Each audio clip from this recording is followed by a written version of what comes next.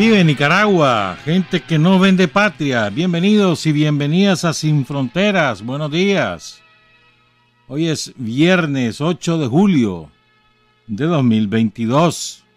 Con Luis Enrique Guerrero y con Carlos José Hurtado cuando son las 6 de la mañana con 30 minutos. Sin Fronteras, la revista con William Griggs Vivado.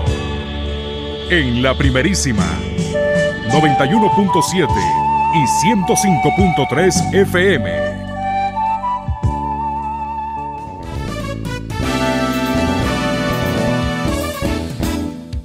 Sin fronteras para decir la verdad. Sin fronteras, trabajar, avanzar, combatir, vencer. Sin fronteras.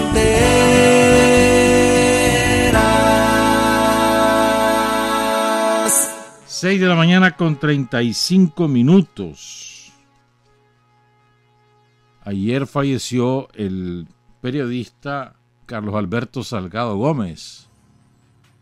Y eso ha conmocionado a todo el gremio periodístico porque Carlos Salgado, Carlitos, le llamaban sus amigos, era muy conocido en el gremio porque era un gremialista, es decir, defendía los derechos del gremio. Fue presidente de la UPN, de los periodistas parlamentarios, y trabajó muchos años allí en Radio 580, como unos 25 años se voló ahí. Aquí en la primerísima también trabajó. Aquí trabajó como unos 10 años o un poco más. Finales de los 80, principios de los 90. Y había nacido el 10 de septiembre de 1960, o sea que tenía 61 años, iba para 62. Le dio un infarto poco antes de las 6 de la tarde y se fue. Toda su vida sandinista, toda su vida, jamás dudó, vertical en su defensa del Frente Sandinista de la Revolución, y creo que eso es de destacar, eso y su, ¿cómo te dijera yo? Su liderazgo gremial. Ambas cosas distinguen la vida de Carlos Alberto Salgado Gómez. Anoche nos avisaron de que finalmente la familia ha decidido hacer sus honras fúnebres hoy a las 8 de la mañana. Empiezan en la funeraria Reñasco. Luego va a ser cremado. Y a las 2 de la tarde habrá una oración que la va a pronunciar el padre Toñito. ¿Quién más? El padre Antonio Castro. Saludamos a su esposa, a su viuda, a sus hijos, a sus nietos, a sus compañeros de trabajo, a sus amigos. Que en paz descanse Carlos Alberto Salgado Gómez, Carlos Salgado, Carlitos. Son las 6:38. Tenemos que felicitar a los compañeros del Frente Sandinista en el municipio de León. Salvajada, ¿cómo les quedó esa marcha o esa caminata? Enorme, enorme. Y qué montón de chavalos los que iban en esa. Era mayoría, sin duda alguna, muy amplia mayoría. Alegres además. Muy buena la marcha, muy buena. Van a tener que esforzarse los sandinistas de Managua para superar esa marcha. Mañana les toca. En los barrios orientales. Salen ¿de dónde es que salen? De Veracruz. ¿Cómo de Veracruz? Oíme a mí. Sí, Jardines de Veracruz. De ahí salen, del parque. Parque infantil, que es lo que le dicen. E iban a recorrer varios barrios de los que se recorrieron con el repié y después llegan hasta el parque de Esquipula. Ahí cierran. También hay caminata también en el municipio de Ticuantepe mañana. Pero bueno, va a tener que hacer un esfuerzo grande los de Managua si quieren superar a León. Porque a León nos dejó regado a la marcha de a la caminata de Bataola, la del vapor, el sábado pasado, pues, y ahí está bajo la lluvia, va pues, pero mañana no creo que llueva. Saludamos a los compañeros y a las compañeras del Frente Sandinista en el municipio de León, y en particular al doctor Barreto, Mincho Barreto, andaba con todo y bastón, y el compañero Ever Delgadillo. También estuvo muy bien el ejercicio multiamenaza, sobre todo en los municipios que más sufren embates de la naturaleza. Ahí es donde mayor éxito tiene este tipo de ejercicio. Porque saben que esas cosas les pueden pasar en cualquier momento. Entonces todo el mundo se apresta a participar, pero estuvo muy bien. Bueno. Al mediodía, hora de Japón, 11:30 de la mañana, 11:15, hora de Japón. Estamos hablando de que aquí en Nicaragua eran aproximadamente las 9 de la noche, creo. Cuando un individuo de 40 años, creo que tiene, que se llama Yamagami Tetsuya, le metió un disparo de escopeta en el cuello, por la espalda, al ex primer ministro de Japón, Shinzo Abe, que murió minutos después, aunque después se lo llevaron en helicóptero, lo trajeron a un hospital, supuestamente le podían salvar la vida. La verdad es que él murió ahí. No fue en muerte en el acto, pero la verdad es que murió pocos minutos después. El arma que usó es de fabricación propia. El tipo había sido militar, 3 años estuvo de militar.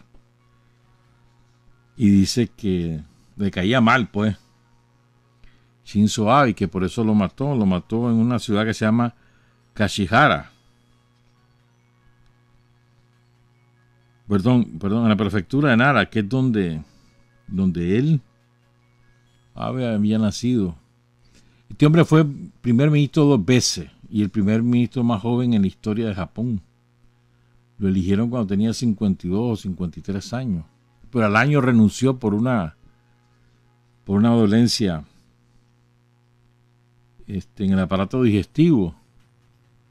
Y regresó un año después y volvió a renunciar por la misma dolencia. Según los distintos gobiernos que han reaccionado, era un político que prefería la diplomacia a la fuerza y que además había impulsado el multilateralismo. Me llamó la atención esto, ¿verdad? Él se había pronunciado de una manera distante de las decisiones de Japón de fortalecer la alianza con Estados Unidos y romper con Rusia. Me llama la atención que ahora lo salgan matando. Habrá que ver qué ocurre y por qué. Porque siempre se usan a sicarios y inventan locuras para hacer este tipo de crímenes, ¿verdad? Y hay muchos ejemplos en la historia. Ahí tienes a Kennedy o a Olof Palme, para citar 2 ejemplos nada más. Habrá que esperar a ver qué sale. Sí ha conmocionado a la sociedad japonesa porque no está acostumbrada a estas cosas. De hecho, ahí hay una regulación muy severa para la tenencia de armas. Muy severa. Es muy poco común que alguien tenga un arma en su casa, con exactamente lo contrario de Estados Unidos. Entonces habrá que esperar las investigaciones, pero está raro eso, muy raro. Muy raro. Son las 6:44. Ayer al mediodía, Rosario Murillo nos recordaba una efeméride. Hoy, 8 de julio, es el aniversario de la liberación, el 4º aniversario de la liberación de la ciudad de Jinotepe, que pasó auténticos días de terror, de espanto en manos de los tranqueros entre abril y hoy. Fue de espanto lo que se vivió en Jinotepe. Yo creo que además del reconocido asesinato del padre e hijo Castillo, Christopher y Roberto, el espanto de del tranque de San José, las torturas. Eso fue... Es que Pinotepe la vivió muy dura. Y luego el famoso, aquella pipa, ¿te acordás? Que estacionaron y que amenazaban con volarla y se hubiera volado 2 manzanas. Eso fue terrorífico, terrorífico. Pero bueno, muchas otras cosas, ¿verdad? Pinotepe sufrió mucho durante la intentona somocista. Tenían francotiradores que asesinaron a varios compañeros. A Miguel Ángel Osorio Acevedo, un chavalo de la Juventud Sandinista de Managua, ahí en el sector de Jertilandia. El que lo mata era un francotirador que estaba ubicado en los tanques de agua del Beneficio, que está ahí cerca. Recuerden que esa es la zona, esa fue la famosa Hacienda del Porvenir de Somoza, que era enorme, tecnificada, etcétera. Todos esos predios. También asesinan a 2 oficiales de la Policía Nacional. Faber Antonio López Vivas, creo que era de Santo Tomás, si mal no recuerdo, e Hilario de Jesús Ortiz Zavala. A estos muchachos de la policía lo mata un francotirador que estaba ubicado en el Torreón de la Universidad de la UNAM, el antiguo Torreón de la Guardia Nacional. Y aparentemente era aquel asesino que se fue a Costa Rica, casi lo matan los narcotraficantes porque andaba en eso, y que fue alguna vez deportista, fue estimulado por el gobierno de Daniel, y ya ves cómo pagó el hijo Maldonado, es este. También, ¿verdad? El 8 de julio de 2018 secuestran a Remberto Benito Cortés, un compañero de Santa Teresa, veterano sandinista, y después lo ejecutan. Y después, otro compañero, Cándido Pérez Marcia, que era secretario político de las Crucitas y en Niquinomo, un hombre ya mayor, logra refugiarse en una casa, lo sacan de esa casa, lo golpean, hacen sanganada, lo matan, le cortan su miembro viril, le tiran su moto encima y lo incineran. Los demócratas, los luchadores por la libertad de Estados Unidos, los demócratas, eso fue lo que hicieron con el compañero Cándido Pérez Marcia. Y también cayó el compañero Ricardo Antonio Larga Espada. Honor y gloria a estos compañeros. Hoy van a recordarlos allá en Jinotepe. Y a propósito, Rosario, también ayer me llamó la atención la formulación que ella hizo al principio de su intervención. Esto no se hace gratuito, hay que poner atención a estas cosas. Esto no es gratuito. Dice Rosario: al imperialismo nada, con el imperialismo nada. ¿Quién puede confiar en el imperialismo que ha asesinado y destruido tantos países y pueblos en el mundo? ¿Quién? Ya lo decía el Che, ni tantico así. Nada.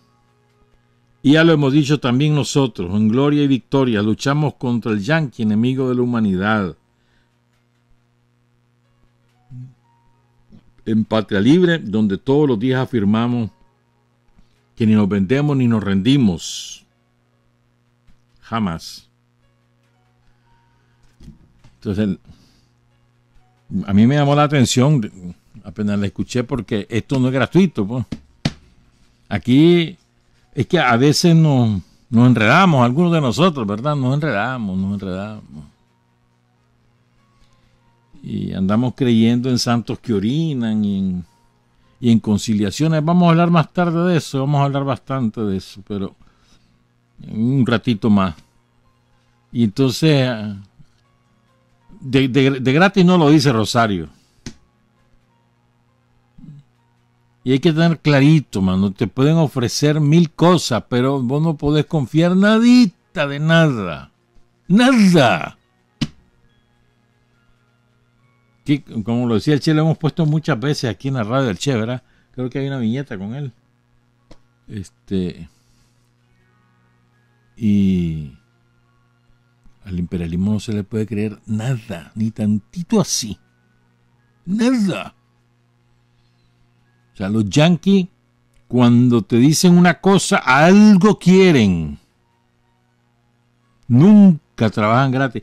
Nunca hay sinceridad en sus palabras, jamás. Jamás. Y eso lo sabemos nosotros en carne propia, hermano. Desde la época que de cuándo, mano. No vinieron aquí. ¿No te acordás? Hay una historia, bueno, no te podés acordar, pero sí lo podés haber leído. Allá en el 48, 1848, imagínate vos.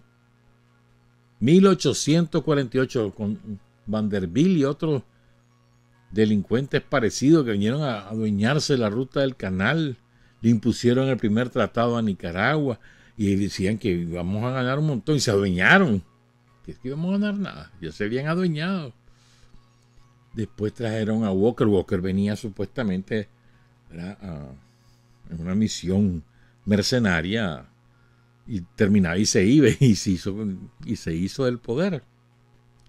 Y además reconocido por Estados Unidos, por el gobierno de Estados Unidos. Y así podemos seguir dando ejemplos.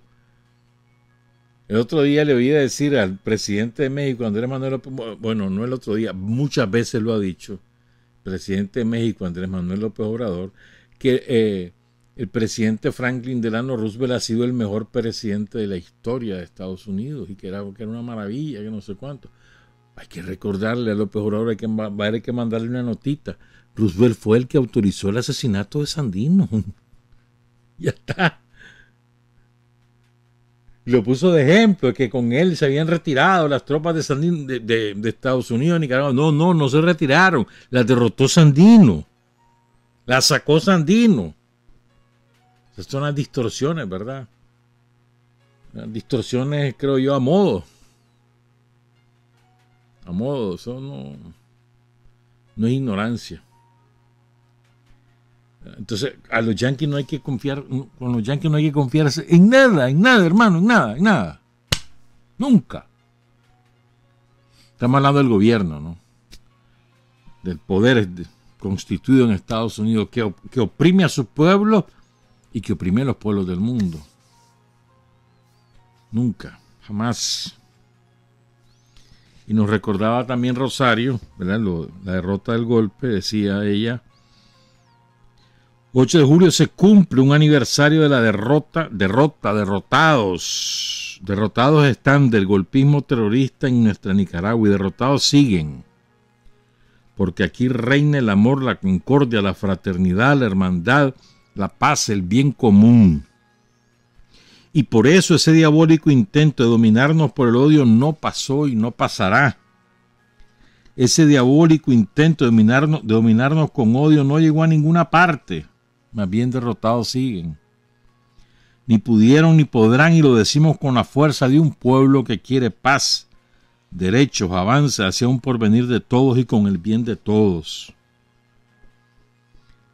Celebrando hoy pues el 4º aniversario de esa derrota, una derrota para siempre, porque no es con sangre, no es con crímenes, no es con destrucción, no es con sufrimiento que se puede avanzar para cumplir con los derechos de un pueblo.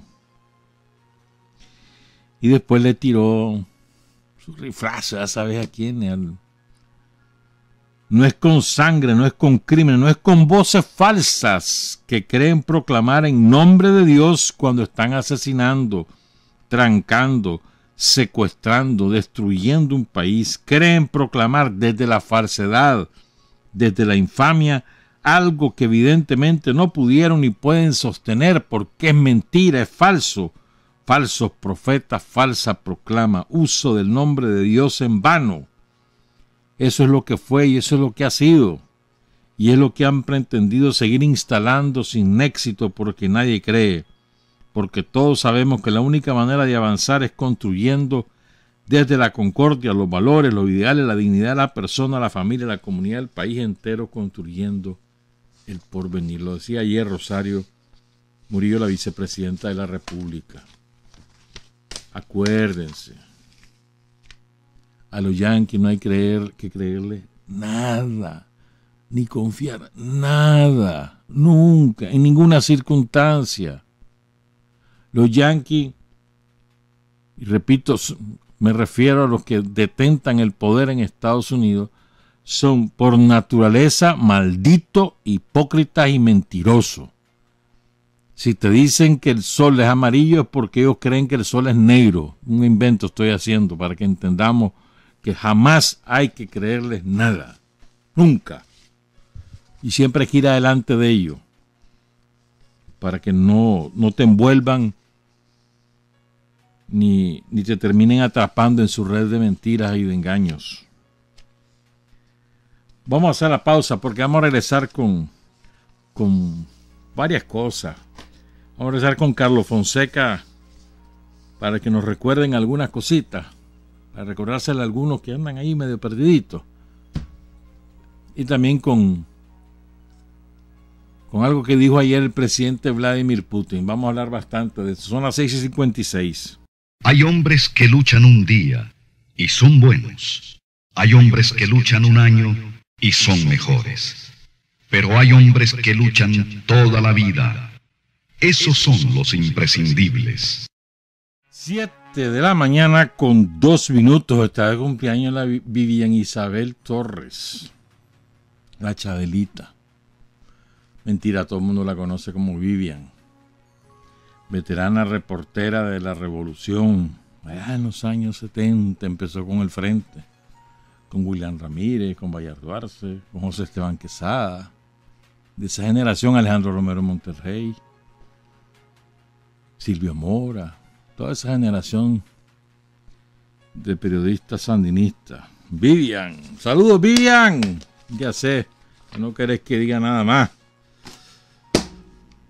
Me callo pues, súper. Felicidades. Las 7:02. Bueno, vean, ayer hubo 2 momentos donde el presidente de Rusia habló y habló duro. Duro. Primero se reunió con los jefes de la bancada en el Parlamento, en la Duma de Rusia. Entonces estaba con los de Rusia Unida, los del Partido Comunista, los del Partido Liberal. Son creo que 5 los partidos que tienen representación en el Parlamento de Rusia. Entonces hizo una extensa, bueno, ni tan extensa, introducción con algunos conceptos clave, duros. Dice el presidente Putin: hoy escuchamos que quieren derrotarnos en el campo de batalla. ¿Qué puedo decirles? Deja que lo intenten. A ver, puedes venir, le dice. Ya hemos oído mucho que Occidente quiere luchar con nosotros hasta el último ucraniano. Es una tragedia para el pueblo ucraniano, pero parece que hacia allá va la cosa. Pero todo el mundo debe saber que en general aún no hemos empezado nada en serio. Al mismo tiempo, dijo un poquito más adelante, no rechazamos las conversaciones de paz, pero los que las rechazan deben saber que cuanto más lejos llegue, más difícil será para ellos negociar con nosotros. ¿Verdad? Entonces el primero le dice, no quieren tratar en el campo de batalla, pueden intentar a ver si pueden. Pues. Y después les dice, una tragedia para el pueblo ucraniano, ustedes lo están usando. Y les recuerda, nosotros no hemos empezado. No hemos hecho nada en serio. El tercer elemento en esta primera frase del presidente Putin es, mira, entre más tardes en buscar negociaciones conmigo, más difícil va a ser para vos. Esto se los han dicho varias veces los dirigentes rusos. Y van avanzando,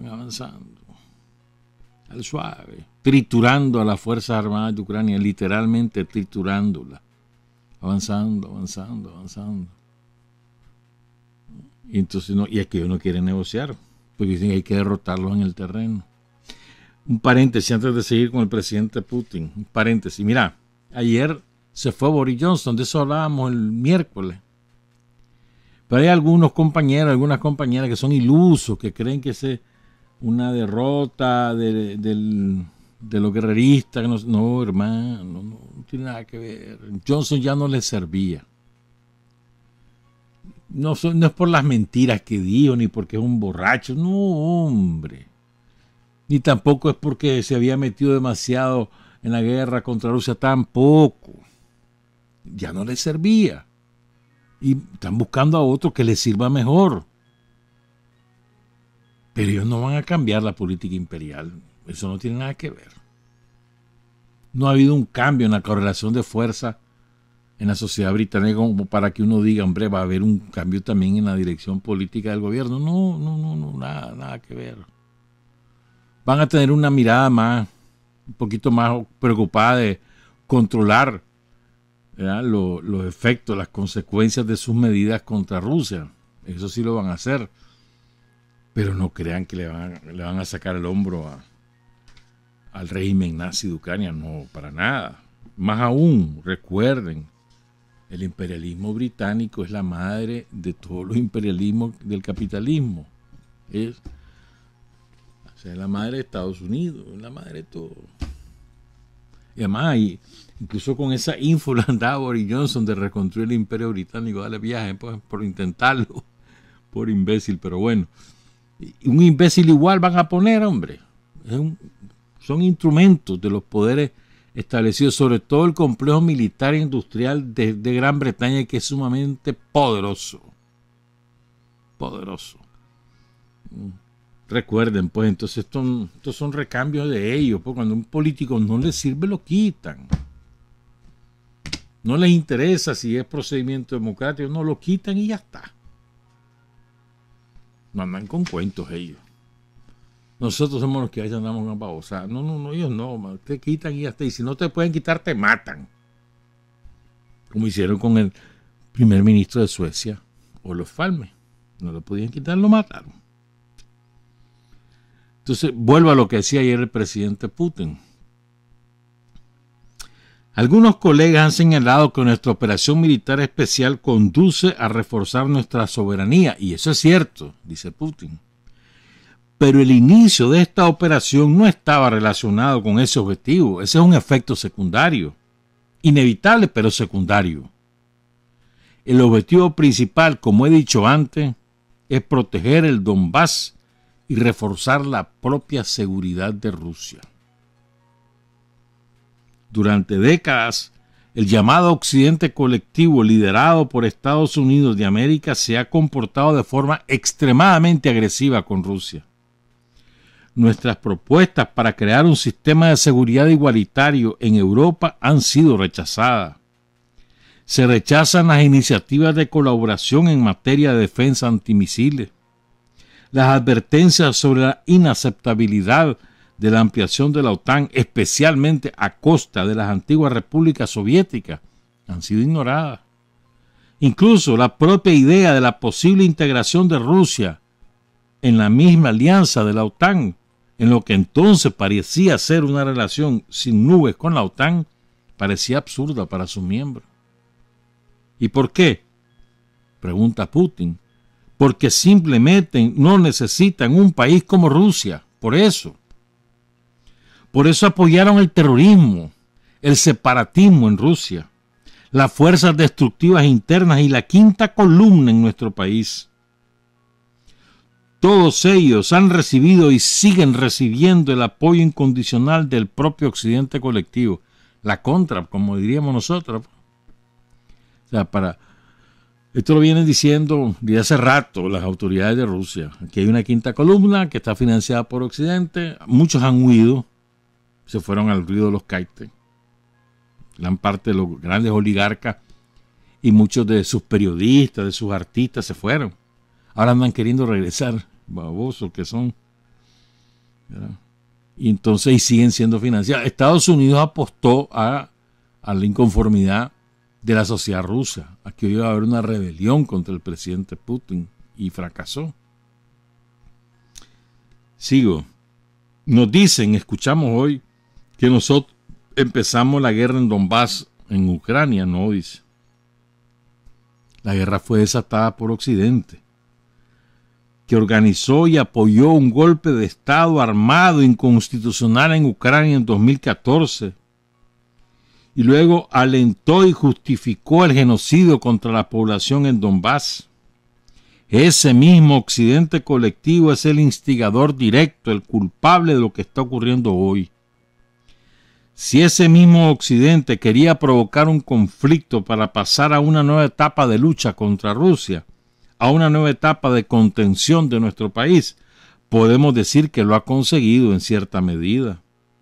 Y se ha desatado la guerra y se han impuesto sanciones.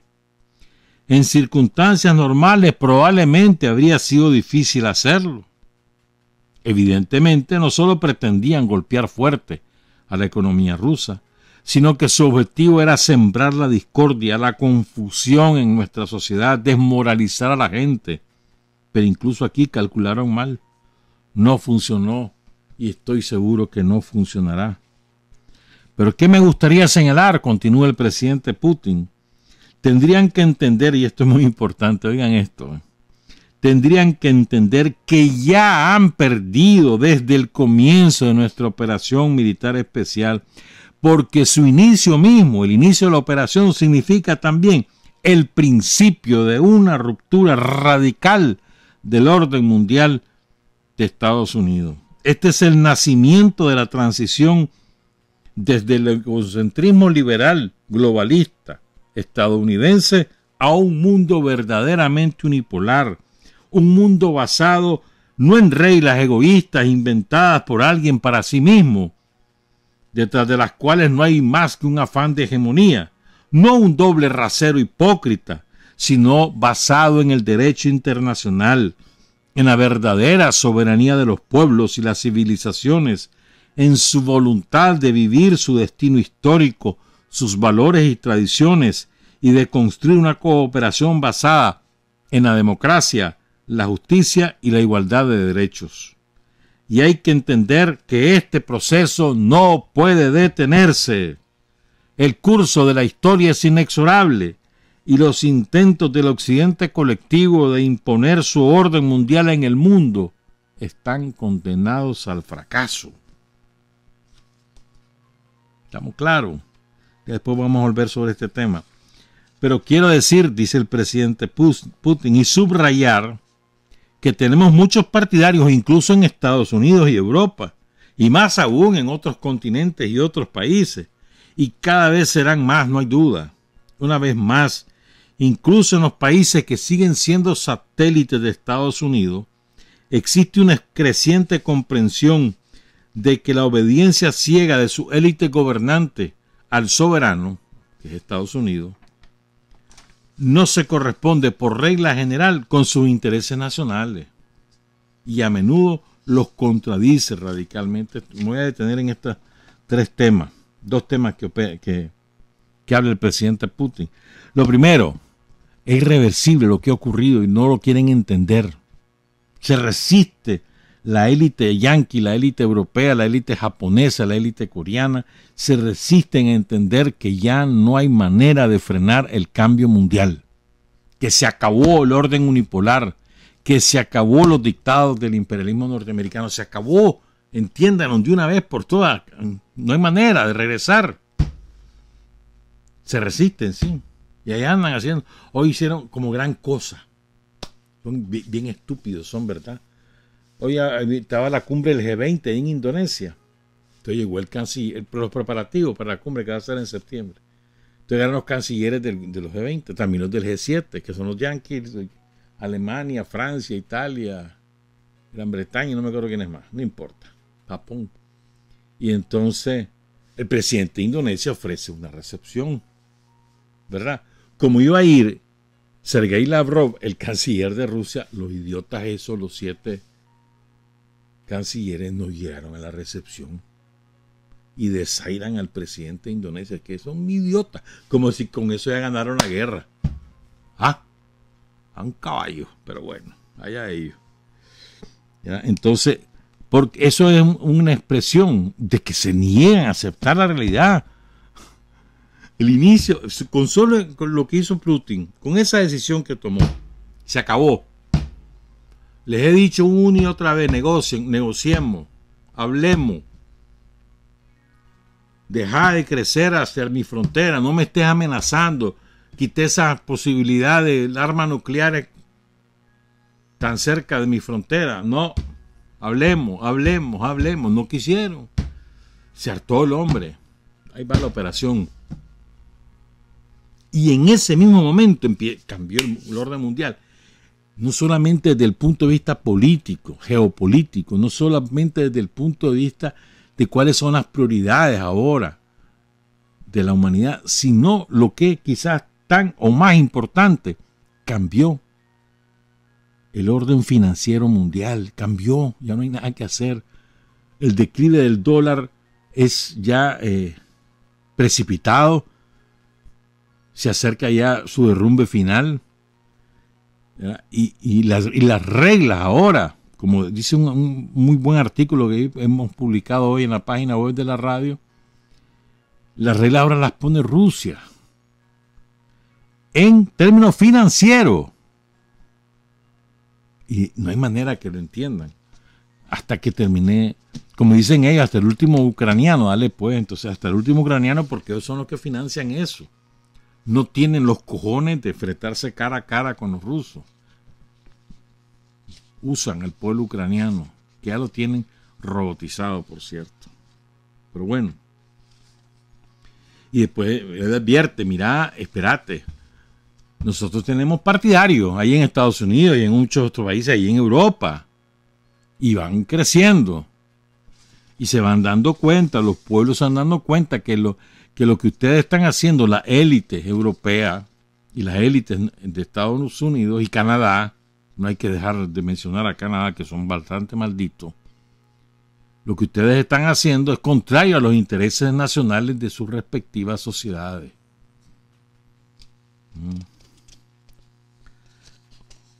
Entonces dice, una vez más, incluso en los países que siguen siendo satélites de Estados Unidos, existe una creciente conciencia de que la obediencia ciega de su élite gobernante al soberano, que es Estados Unidos, no suele redundar en su interés nacional y la mayoría de las veces sencillamente es contraria a él. Con el aumento de estos sentimientos en la sociedad, al final todo el mundo tendrá que contar con ellos.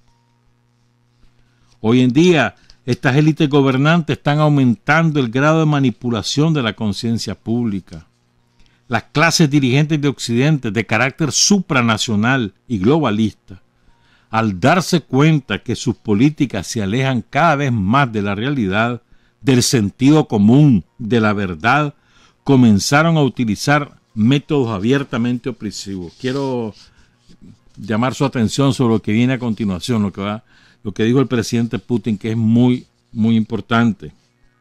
Dice el presidente, Occidente, que en su día declaró principios de la democracia como la libertad de expresión, el pluralismo, el respeto a las diferentes opiniones, se está degenerando ahora en todo lo contrario. El totalitarismo incluye la censura, el cierre de los medios de comunicación y el trato arbitrario a periodistas y a personalidades.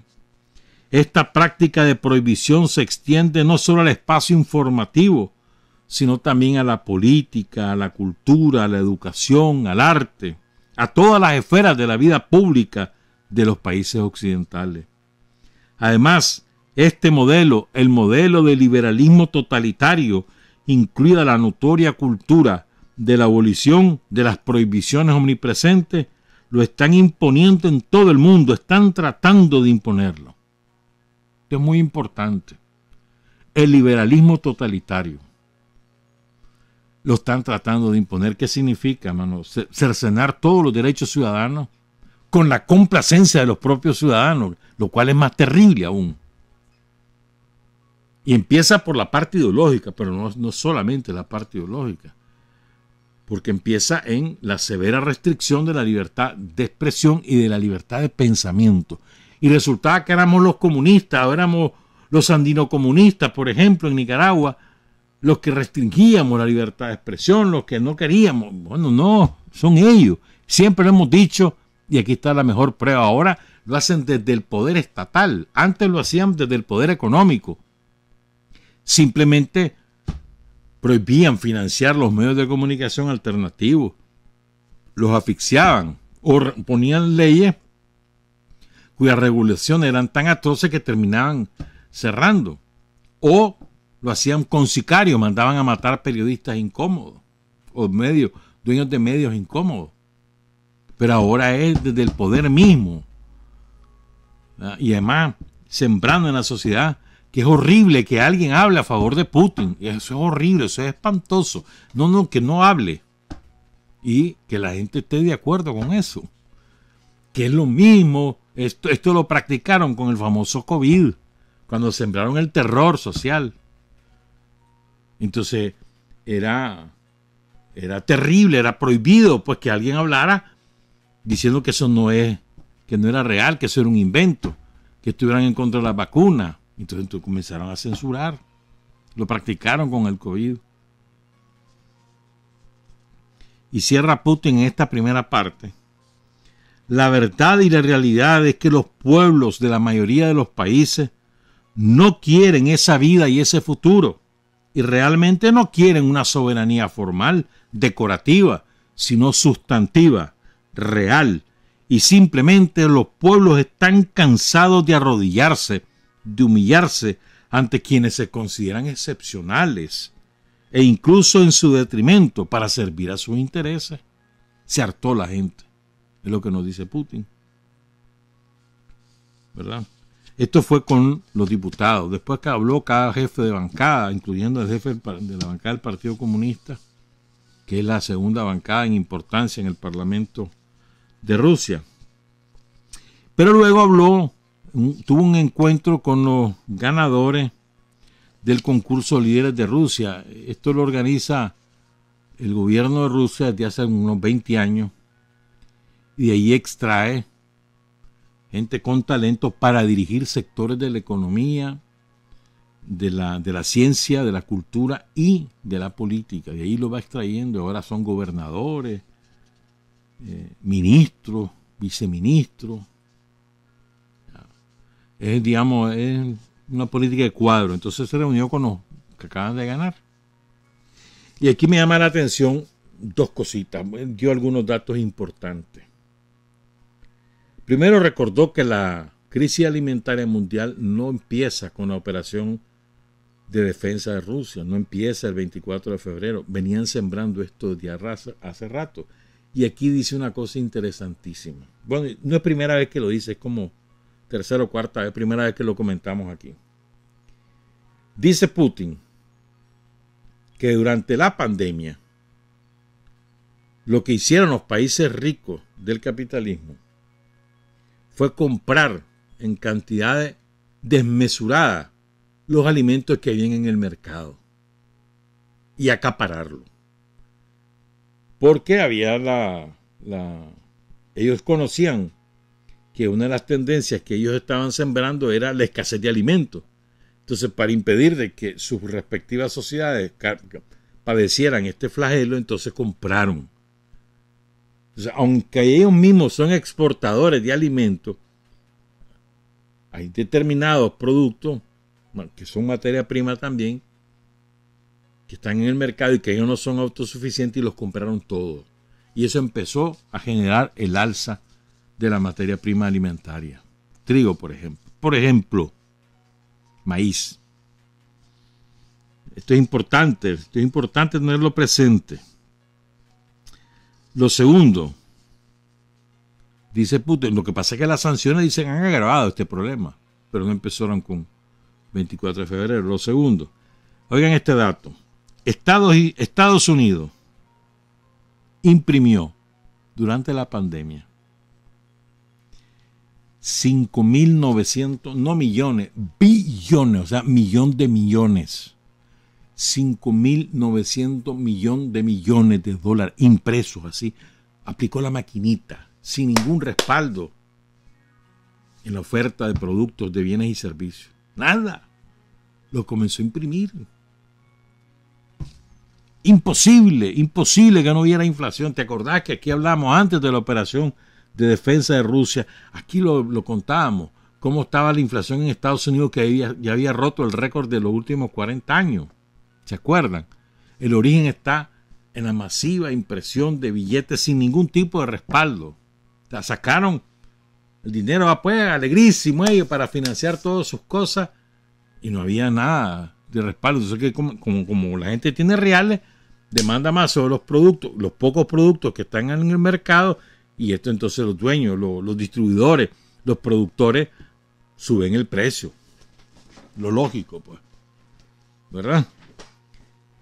Eso significa el 38%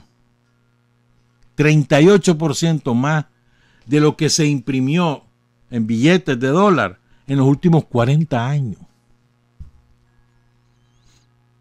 Impresionante.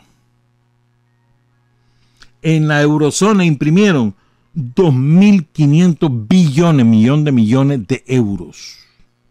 Y ahora se quejan de la inflación. Rusia también lo hizo, dice Putin. Entonces esto es muy importante, ¿verdad? Dice Putin que él calcula que lo que compraron los países capitalistas en alimentos en el periodo de la pandemia fue 17.000 millones de dólares más de lo que ellos vendían. Y ahí está el origen, el acaparamiento de los alimentos, resultado de escasez. Y entonces él advierte, aquí viene el nuevo orden, hermano, financiero, porque ahora, ¿qué es lo que va a ocurrir? ¿Verdad? Que lo empieza Rusia, ¿no? Cuando dice, bueno, el que quiera comprarme gas, me paga en rublos. No acepto dólares ni acepto euros, solo rublos. Eso causó una hecatombe en el mercado financiero mundial. Pero además dice ahora Rusia, mi materia prima, mis reglas. Ya no va a aceptar las reglas de Bretton Woods, las reglas del Fondo Monetario. Entonces, dice, yo respaldo mi dinero con materias primas. Alimentos, productos energéticos, entre otros. Y esa va a ser la tendencia mundial. Entonces ya no vas a respaldar el dólar, perdón, la moneda, el dólar, el euro, el yen, lo que sea que existe de moneda. Ya no lo vas a respaldar con el aire, como lo han hecho desde 1970, cuando le quitaron el oro como respaldo. Ahora va a ser sobre materias primas, y eso va a ser, porque ahora todo el mundo va a querer acaparar materias primas, alimentos, por ejemplo, y eso va a seguir creciendo la inflación, seguir aumentando la inflación. A poner atención en esas cosas que parecen muy lejanas y muy complicadas. Hay que ponerle atención, hay que estudiar. Vamos a cambiar pues de tema, son las 7:29, vamos a ir a los clásicos nuestros. Sandino, Carlos Fonseca, Ricardo Morales, son nuestros clásicos. Entonces quiero, de la mano de Carlos Fonseca, quiero que hablemos del antiimperialismo y algunas otras cosas, porque a veces creo que tenemos que recordar, que actualizar nuestras propias ideas de lo que ahora ocurre, actualizarlas con los referentes ideológicos. Los referentes ideológicos son imperecederos. A veces se nos olvida. Entonces perdés el norte, perdés la brújula. Te metes solamente en la coyuntura del momento y te crees el cuento de lo que eso es que lo que te está ocurriendo es inédito, que nunca había pasado o que es especial. No, hermano, hay que buscar el marco general, el marco ideológico, y te vas a dar cuenta que ahí tenés aristas de muchas cosas para tomar decisiones. Entonces, lo voy a hacer de la mano de dos cosas. En mayo del 69 apareció este documento, probablemente fue escrito en abril, porque aparece en Uruguay, en una revista que ya desapareció, se llamaba Marcha, con fecha de 2 de mayo de 1969. O sea que probablemente esto fue escrito en abril del 69. ¿Verdad? Estamos hablando que ya ha pasado Pancasán, ya han caído presos un montón de compañeros, entre ellos Daniel, ¿verdad? Todavía no ha caído Julio Buitrago, ni Leonel Rugama. Pero hay una feroz represión en el país. Entonces inicia un proceso de recuperación del movimiento guerrillero, el frente. Pequeños esfuerzos. Este fue el primero, después vino Sinica, después Caratera. Esfuerzo, siembra. Entonces Carlos Fonseca escribe este comunicado corto que lo titula Carta abierta de los guerrilleros nicaragüenses. Y dice lo siguiente, no vamos a ir deteniendo en los conceptos principales. Hermanos nicaragüenses, el fusil guerrillero del Frente Sandinista de Liberación Nacional está disparando de nuevo en las montañas de Nicaragua. Esto es importante en aquel momento. Le está diciendo al pueblo de Nicaragua, y sí, nos mataron a un montón. En Pancasán nos mataron a Silvio Mayorga, nos mataron a Faustino Ruiz, nos mataron un montón de compañeros. Sí, es cierto, pero estamos vivos. Y estamos en la montaña. En el momento esto era muy importante porque todo el mundo creía que se había acabado el frente con la represión que habían lanzado. Yaosca. Yaosca es el límite entre Rancho Grande y Guaslala, el río Yaosca. Es el nombre de la comarca que hoy sabe del heroísmo de nuestros combatientes. La prensa capitalista, que en todo miente, ubica esta comarca a orillas del río Grande de Matagalpa. Esto es una falsedad. Yaosca es una comarca situada a orillas del río Tuma. La Guardia Nacional y la prensa capitalista calumnian a los guerrilleros, calificándolos de cuatreros.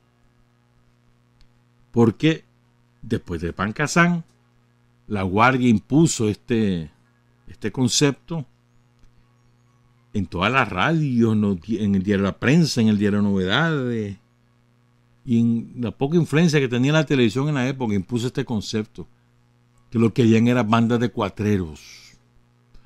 Igual como los yanquis decían que Sandino era bandolero. Igualito. La misma manera de enfocar las cosas. Y aquí les responde Carlos Fonseca, les responde riquísimo. Van a escuchar ustedes.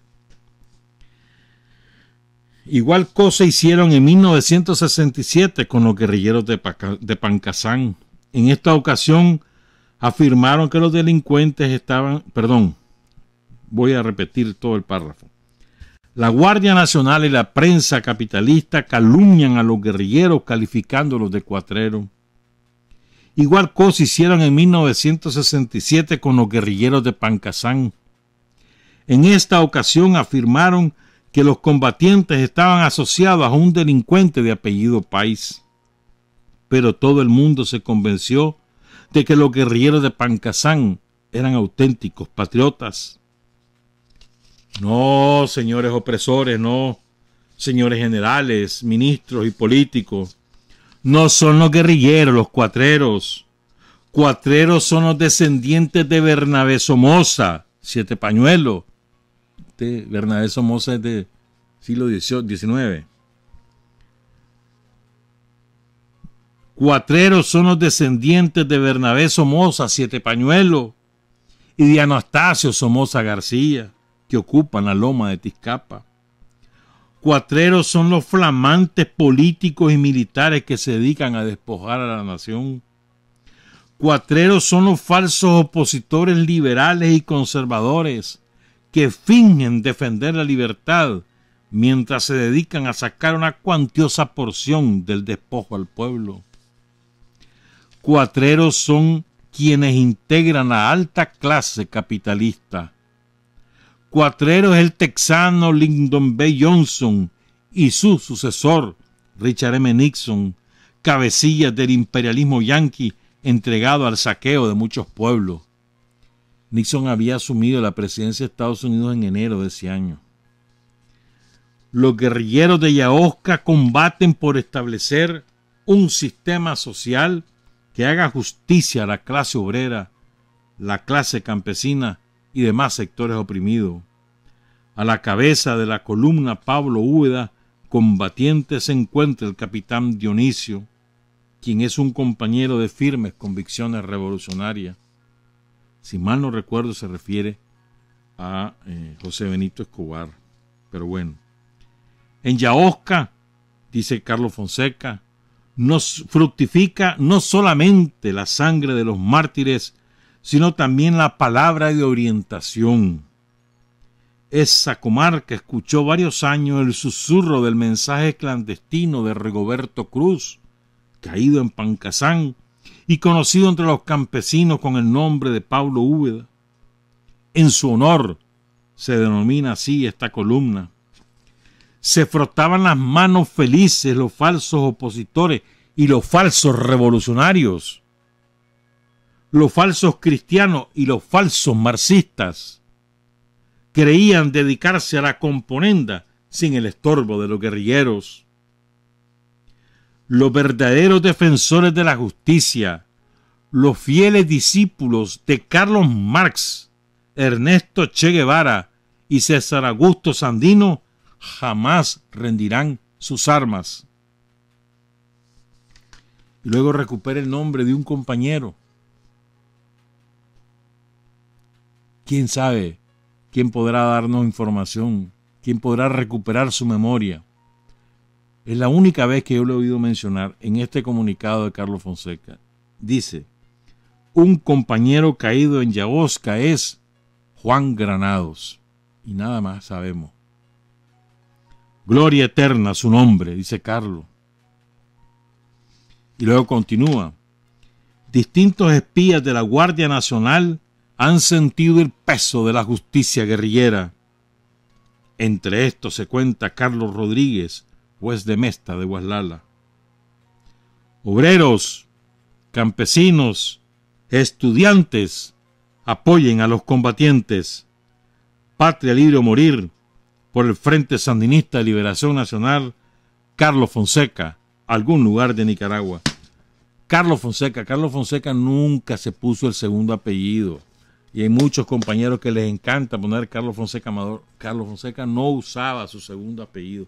Siempre se firmaba Carlos Fonseca. Les habla Carlos Fonseca, decía él, por ejemplo. Nunca usaba el Amador. Pero bueno. Qué importante esta carta abierta a los guerrilleros. Muchas cosas importantes. Primero le dice al pueblo de Nicaragua, estamos vivos. Estamos luchando, no nos hemos rendido. Y luchamos por un régimen de justicia social. Lo más importante es ese aspecto. Luego les dice, nosotros no somos los cuatreros son ustedes. Los ricachones que dominan Nicaragua. Los guardias, los generales de la guardia somocistas, los ministros somocistas, ustedes son los cuatreros. Y le dice a los yanquis, cuatreros sos vos, Lyndon B. Johnson, cuatreros sos vos, Richard M. Nixon. Nosotros no somos cuatreros, ustedes son los cuatreros. Ustedes son los delincuentes. Y además se pasa llevando inumasito a todos los que decían que eran opositores, pero que lo que agarraban era un tuco del pastel de la riqueza nacional, que se lo robaban. Las migajas que les entregaba Somoza. Y luego, que es importante, Carlos Fonseca, ¿verdad? Le dice a los que se frotaban las manos, porque hay gente que ya se fueron los sandinistas, 2018, ¿te acuerdas? ya se van, no sé cuánto, se frottaban las manos. Bueno, ahí en aquella época ya los mataron a todos, ya se acabaron esos comunistas, esos guerrilleros, esos cuatreros, se acabaron. Entonces le dice Carlos Fonseca, se frotaban las manos felices los falsos opositores, los falsos revolucionarios, los falsos cristianos, los falsos marxistas. Creían dedicarse a la componenda sin el estorbo de los guerrilleros. Y entonces ahí, por último, Carlos recupera este sentido que a veces algunos compañeros quieren ocultarlo del pensamiento de Carlos Fonseca. Y él siempre lo dijo con orgullo. Los verdaderos defensores de la justicia, los fieles discípulos de Carlos Marx, de Ernesto Che Guevara y de César Augusto Sandino, jamás rendirán sus armas. Discípulos de Marx y del Che, discípulos de Sandino. El Che ya tenía año y medio de haber caído en la higuera ahí en Bolivia. Y ahora voy con este otro, que este es el que más quiero enfatizar. Son las 7:41. Es extraordinario, de una actualidad enorme. Este es un mensaje que dirige Carlos Fonseca en el 68. O sea, el que les acabo de leer del 69, este es del 68. Y se lo dirige a los estudiantes. Carlos Fonseca en ese mensaje es muy duro con los estudiantes. Y les reclama su pasividad frente a los eventos de Pancasán. Carlos viene de su propia experiencia en la universidad. Cuando él es herido en el combate del Chaparral, se lo llevan para Tegucigalpa y está desaparecido. Hay un movimiento muy importante en la UNAM de León exigiendo esclarecer su paradero. O sea, él viene de su propia experiencia. Él vivió la experiencia también cuando Rigoberto ejecuta a Somoza García y como el movimiento estudiantil se levantó también para defender a los presos políticos. Entonces él reclama la indiferencia del movimiento estudiantil con lo ocurrido en Pancasán, básicamente, pues. Pero después vienen otras cosas que son muy, muy esclarecedoras. Queridos hermanos, en nombre de la dirección del Frente Sandinista de Liberación Nacional, dirijo esta carta a los estudiantes revolucionarios de Nicaragua. Este mensaje va dirigido tanto a los estudiantes que cursan estudios universitarios como a los estudiantes de nivel medio. Va dirigido este mensaje tanto a las mujeres como a los hombres que siendo estudiantes sustentan ideales revolucionarios. Ya Carlos en aquella época ya hacía la referencia expresa, mujeres y hombres. Ahora es moda generalizada, pero en aquella época Carlos recupera mujeres y varones, ¿no? Aquí da una lista de estudiantes caídos, muchos de los cuales no los tenemos presentes ahora y hay que recuperar sus nombres. En estas líneas nos proponemos poner en relieve la alta misión que le corresponde desempeñar a los estudiantes en el combate por lograr la liberación de Nicaragua, por forjar una patria en la que solamente haya sitio para la justicia, liberación, justicia, dos palabras que encarnan el ideal de la revolución popular, obrera y campesina, por la cual han ofrendado heroicamente la vida no pocos patriotas nicaragüenses. Entre esos patriotas se cuentan los siguientes, y aquí recupera a los estudiantes caídos: Casimiro Sotelo, Francisco Moreno, Silvio Mayorga, Fausto García, Otto Casco, René Carrión, Roberto Amaya, Jorge Navarro, Modesto Duarte, Francisco Buitrago.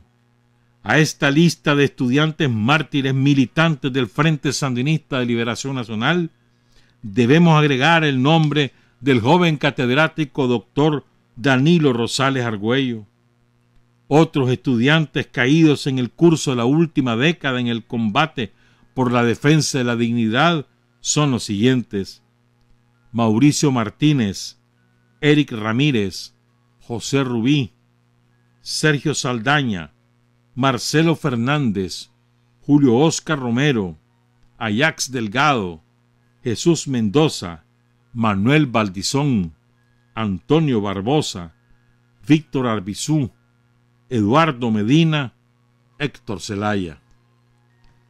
Voy a subrayar los nombres de compañeros que nos corresponde ahora recuperarlo, ubicar su datos biográficos básico y las circunstancias de su respectiva caída. Solo voy a repetir los nombres de compañeros que no tenemos actualizados, que no los tenemos presentes. René Carrión, Marcelo Fernández, Julio Óscar Romero, Jesús Mendoza, Antonio Barbosa, Víctor Arbizú, Eduardo Medina, Héctor Zelaya. Esos nombres los hemos orillado, los hemos olvidado, para que hablemos claro. Y nos corresponde recuperarlos, por lo menos con sus datos biográficos básicos. Continúa el comunicado de Carlos. Estos estudiantes mártires constituyen un luminoso ejemplo para los estudiantes revolucionarios que se proponen continuar llenos de coraje el combate a favor de un cambio radical del sistema capitalista, sistema de explotación y opresión que domina el suelo de Nicaragua y de casi toda América Latina. Uno de los defectos que padece el movimiento estudiantil revolucionario de Nicaragua es la vacilación para alzar un programa revolucionario que proclame sin rodeos los ideales de los grandes revolucionarios de la historia: Carlos Marx y Augusto César Sandino, Camilo Torres y Ernesto Che Guevara. Esta vacilación procede de la influencia que ha ejercido en la lucha contemporánea nacional el sector opositor comprometido con la clase capitalista. En honor a la verdad, aún nuestra organización revolucionaria ha llegado a padecer tal influencia, lo cual en determinado momento nos ha llevado a titubear para asimilar un pensamiento revolucionario inequívocamente radical. La actitud actual de los estudiantes revolucionarios probablemente está relacionada con la actitud que nuestra propia organización mantuvo a este respecto en un momento que ya ha sido superado. Aquí se refiere a una tradición que hubo, etc. Y ahora viene lo que más quiero yo leer. La experiencia nacional demuestra que el movimiento revolucionario debe disponer de su propia organización, de su propia táctica, de su propio programa, de acuerdo con la realidad. No me digas que... Bueno. De acuerdo. A ver, ¿qué se me hizo? Con la realidad de Nicaragua, se vuelve urgentísimo que el movimiento revolucionario esté preparado para enfrentarse a las heladas que inevitablemente se llevarán a cabo los representantes de la clase capitalista que todavía influyen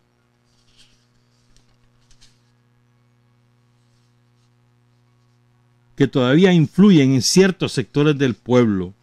En tal enfrentamiento no podemos menospreciar el rol que le corresponde al programa revolucionario. Nuestro pueblo, que durante un tiempo prolongado continuará adoleciendo de un bajo nivel político, se verá confundido si le hablamos con medias tintas. Las medias tintas desorientan al pueblo. Por consiguiente, es necesario que declaremos sin muchas vueltas que ansiamos poner fin a la sociedad dividida en explotadores y explotados, a la sociedad dividida en opresores y oprimidos. Declaremos que nuestro máximo propósito, nuestro magno propósito es devolver a obreros y campesinos, a todos los trabajadores, la riqueza que mediante la violencia les fueron arrebatadas. La independencia nacional, la derrota del imperialismo extranjero son requisitos para la edificación de un mundo nuevo, pictórico, de felicidad. En la búsqueda de esta nueva vida nos guían los nobles principios de Carlos Marx. La historia moderna demuestra que los principios marxistas son la brújula de los más resueltos defensores de los humildes, de los humillados, de los seres humanos sojuzgados. ¿Por qué me parece importante recordar estas cosas? Hombre, porque a veces andamos con medias tintas, algunos de nosotros andamos ahí queriendo dorar la píldora. Mirá, que no sé cuánto, que hay que hablar más, que ir más al suave, hay que buscar nuevos aliados. Hay que dar, ¿cómo es que dicen? Señales de buena voluntad.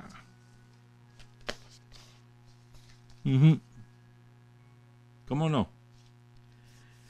Y no, hermano, las medias tintas, el andar ahí con un discurso medio que sí, medio que no, eso confunde a la gente, hombre.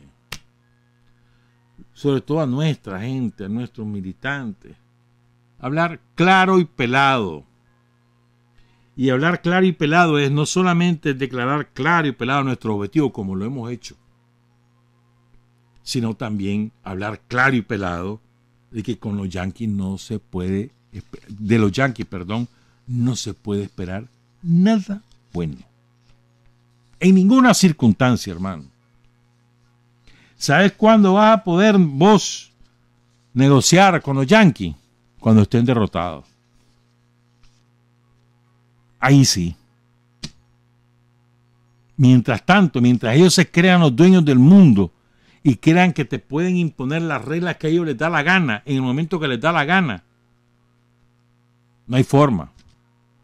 Ni siquiera de hablar. Porque, para comenzar, ni siquiera te respetan. Hay algunos babosos que andan, que son gobiernos en algunos países de esta pobre América, en nuestra América, que se creen yanquitos ellos. ¿Ya? Y te faltan al respeto y quieren hablar el lenguaje de los yanquis.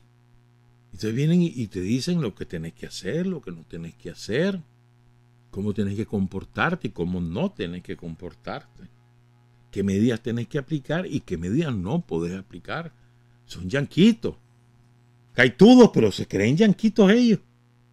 No, espérate, ya suficiente tenemos con los yanquis para que vos también vengas con ese lenguaje, querernos decir lo que tenemos que hacer. No, si ya estamos curtidos de ese tipo de imposiciones. No es así. Vamos a hacer las cosas de acuerdo a nuestras circunstancias, en el momento que mejor consideremos oportuno, con el norte de beneficiar al pueblo de Nicaragua, de fortalecer la independencia y la soberanía nacional, con el ejercicio inalienable del derecho a la autodeterminación. Pero nosotros, no vos, como mensajero de los yanquis, no, espérate, no, hombre, estate quieto, anda, metete en tus asuntos, que ya tenés suficientes problemas, vos, si no miras todo el desastre que tenés en tu casa, no, anda a limpiar tu casa, anda a buscar qué hacer, no andes de mensajero de los yanquis, no, hombre, y eso tratándolo con decencia, ¿me entendés? Con compasión, pues, porque son por el diablo, pues, que se creen ellos yanquitos. Ya te digo, yanquis caitudos son. Y andan de gobernantes, dicen ellos. Y le andan pidiendo permiso a los yanquis para todo. ¿Ah? Ni siquiera a Biden, sino que le piden permiso al subsecretario encargado de ellos. Es una vergüenza. ¿Puedo poner a este de ministro? Mire qué piensa. ¿Puedo hablar con Venezuela? ¿Ah? ¿Qué piensa usted? Mire, y si el Fondo Monetario, ¿qué me puede ayudar? Así andan. No, hombre, no. Entonces, eso por un lado, los que andan con medias tintas en el discurso externo y los que andan medias tintas aquí adentro. Claro y pelado. ¿Ya? A los diablos con sotana hay que hablarles claro y pelado, sin ningún tipo de limitaciones, porque hay que decir lo que son, cuál es el problema. Pero además,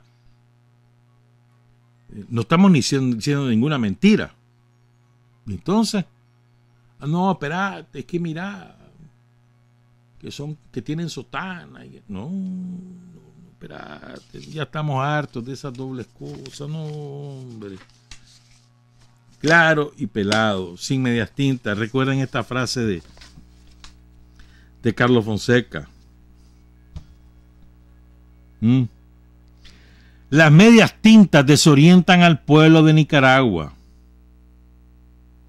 Nuestro pueblo, que durante un tiempo prolongado continuará adoleciendo de un bajo nivel político, se verá confundido si le hablamos con medias tintas. No se les olvide trabajar, avanzar, combatir, vencer. Patria y libertad. Revolución es sentido del momento histórico. Es cambiar todo lo que debe ser cambiado. Es igualdad y libertad plenas. Es ser tratado y tratar a los demás como seres humanos. Es emanciparnos por nosotros mismos y con nuestros propios esfuerzos. Es desafiar poderosas fuerzas dominantes dentro y fuera del ámbito social y nacional.